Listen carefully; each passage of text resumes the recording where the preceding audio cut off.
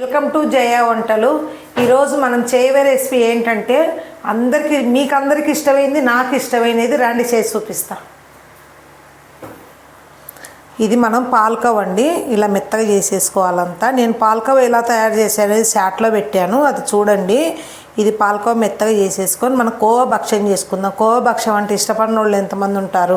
అందరికి ఇష్టమే కదా. ఇప్పుడు నేను చేసే విధానం చూపిస్తాను. ఇది పిండి అండి, చెప్పే కదా చాలా వీడియోస్లలో మీకు ఈ పిండి గురించి చెప్పేది. పేని రవ్వ మాకు రాయలసీమలో దొరికిద్దని అది ముందే నానబెట్టుకోవాలి మనం కొంచెం మెత్తగా. ఇలా అంతా నానబెట్టుకున్న తర్వాత చేసే విధానం మీకు చూపిస్తే ఇప్పుడు ఎలా చేయాలనేది. గ్యాస్ వెలిగిద్దామండి. ఇప్పుడు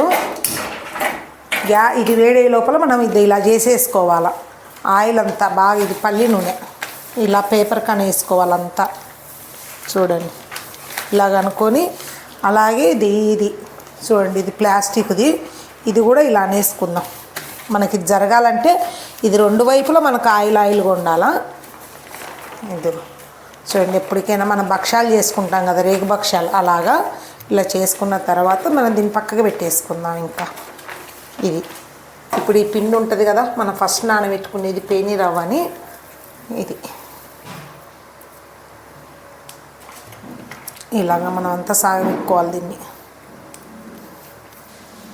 చూడండి, ఇలా తీసుకోవాలంతా. ఇప్పుడు మనం దీంట్లో పూర్ణం ఎలా పెట్టుకుంటామో దీంట్లో పాలకోవ అలా పెట్టుకోవాలా. ఇద్దో పాలకోవ ఉండ ఇలా అంతా క్లోజ్ చేసుకొని ఇలా అనుకొని మనకు ఎంత పెద్ద సైజు కావాలంటే అంత సైజులో చేసుకోవచ్చు మనము. ఇప్పుడు నేను ఇది మీడియంగా చేస్తున్నా చూడండి. ఇలా పేపర్ వేసేసుకొని ఇలాగ అంతా ఇంకా అయిపోయింది మొత్తము. మనం గ్యాస్ కట్టేద్దాం. ఇంకా ఆల్రెడీ ఏమండి చేయంగానే ఇదండి మనకు ఇవి కోవా బచ్చాలు రెడీ అయిపోయినాయి.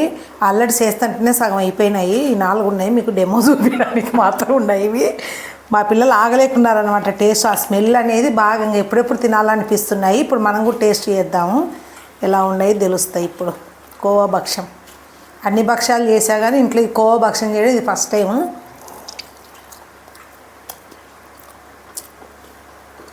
చాలా బాగుందండి, డిఫరెంట్ ఉంది టేస్ట్ మాత్రం.